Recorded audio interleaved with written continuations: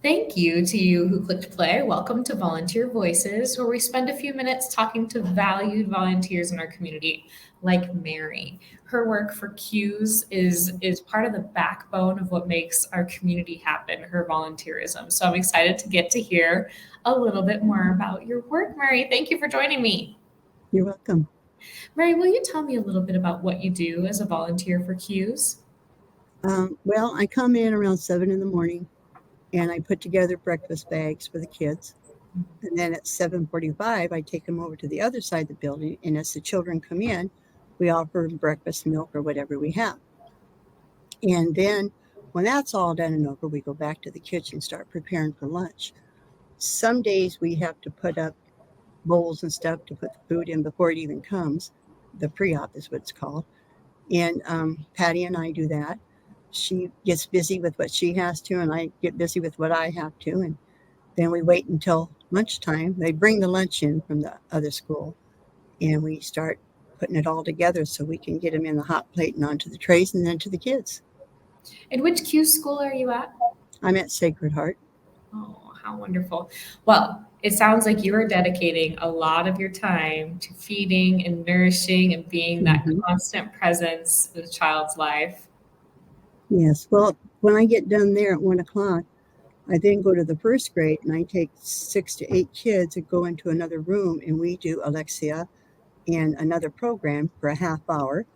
I'm there to answer any little question because they're all little first graders. They got lots of questions, I and am. I mhm, and their technology is unreal. But they have questions, and I help them when they get stuck with a vowel or something.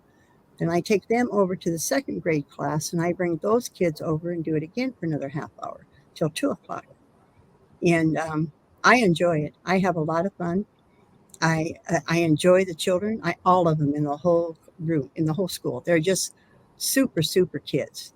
I don't haven't come across a negative one yet. Anyway, in all, and I've only been here. I don't know since I don't know when I started. I don't care.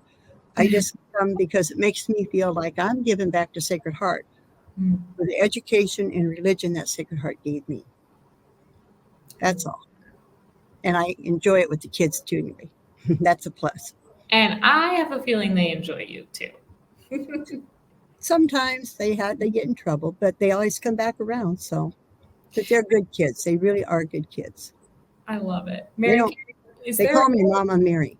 Mama Mary? Yeah, Where's that even come the teachers call me Mama Mary anymore. Yes, from? Love that. but I don't care because they need someone to substitute in a classroom like pre-K or one of them. I go and I sit with the kids till they can come back, and we have fun. I don't. If they have lessons, I walk around and make sure they're doing them so they don't get in trouble. But other than that, we have a lot of fun. Well, do you have a favorite Mama Mary memory from your time as a CUES volunteer? Um, Gosh, I don't know. There's so many things that I try and do.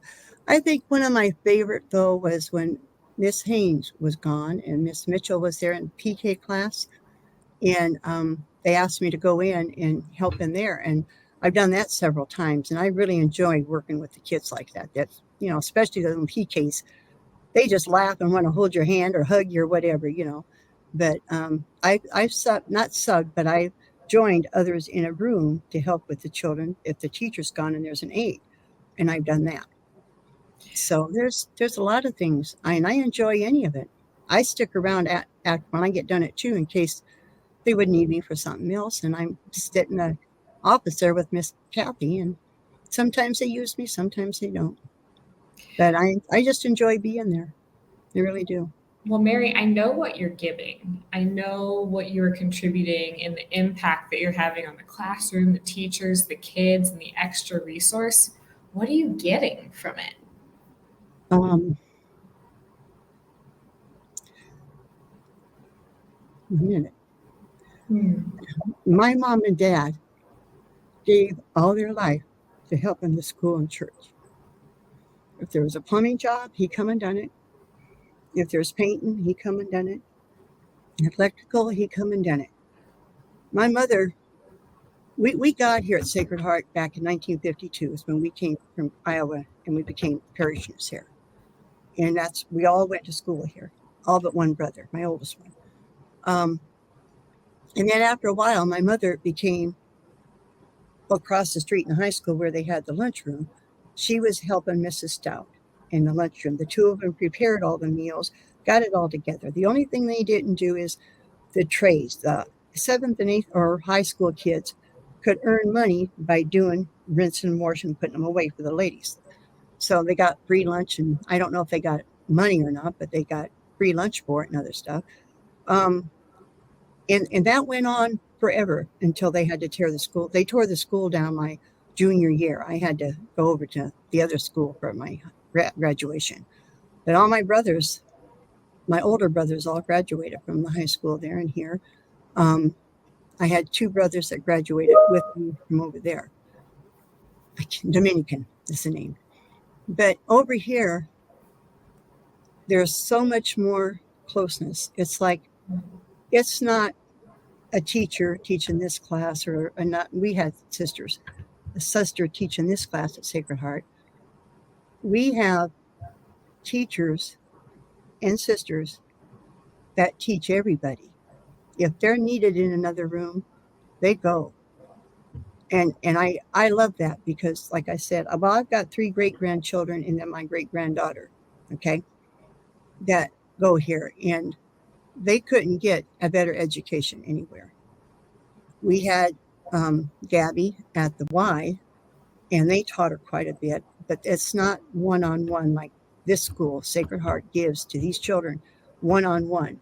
They have a lot of volunteers to come in, not just me, that come in and sit with these children and help them and give them the direction that they need and the help that they need. And when they ask me to do it, I do the same thing. When I have those children in that room, I'm not a teacher, I'm just a volunteer. And if they got questions, I answer them. Or I go over and I help them do it or whatever to get through it, to make them sound out their words and their letters and stuff. And it's a feeling because when they go back to class and Miss Callahan will come the next morning and said, Mary, I can't believe what happened. I go, why? She goes, it's like a miracle. I said, well, I didn't do anything. She goes, well, you must have done something. I said, no, I only did what I was taught. That's how they taught me, with patience and knowledge. And that's what I give back, patience and knowledge to these little guys here at Sacred Heart. Because some of them, they got it rough. So I try very hard to make it a happy place for them. Well, when you're in a classroom and you've got 20, 30 kids in there, the noise gets extreme. You got to get loud to bring it back. In this little classroom, we don't. And I don't usually have much problems anymore. So, but I love it. I really do enjoy it. When I stop, I'll stop when they tell me to. I don't care because they're just awesome. The kids, the staff, all of them are just awesome people. They do so much for these kids. They really do. Mary, I'm hearing that your parents modeled by example for you, that when they saw a need in the community, they helped. They raised their hand, they got it done no matter what it took. You now are stepping up and showing these kids that you're working with what it means to give of yourself, to give of your time, to give of your generosity. Thank you. Thank you for what you're doing. I love it. I've got a couple sons that come over and help Mr. Jensen every now and again when he needs a repair job done here or there, and they just come and help. They don't care either. They'll do the same thing. All you got to do is make a phone call and they'll be there. They don't care. That's for Sacred Heart, and they went to Sacred Heart. They know. And as a matter of fact, my oldest daughter's teacher, Miss McCallahan, she's retiring this year. She taught my child, Kathy, in the 7th and 8th grade back when she was here.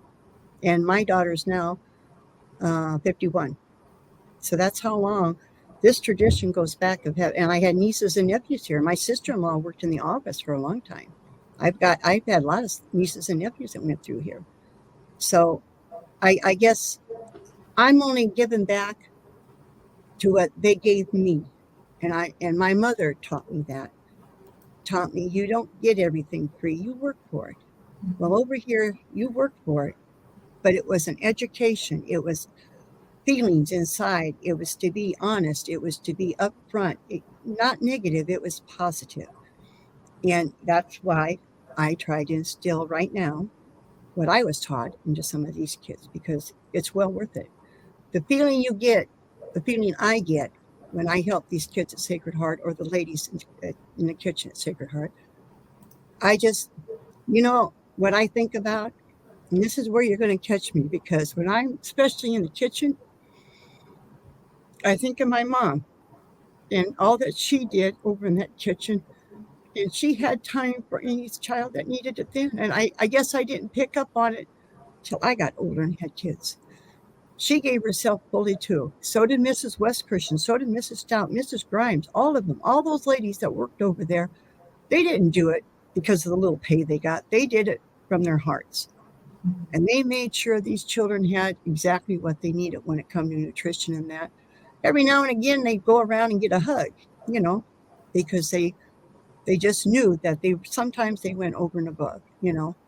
But I got my values instilled by my parents.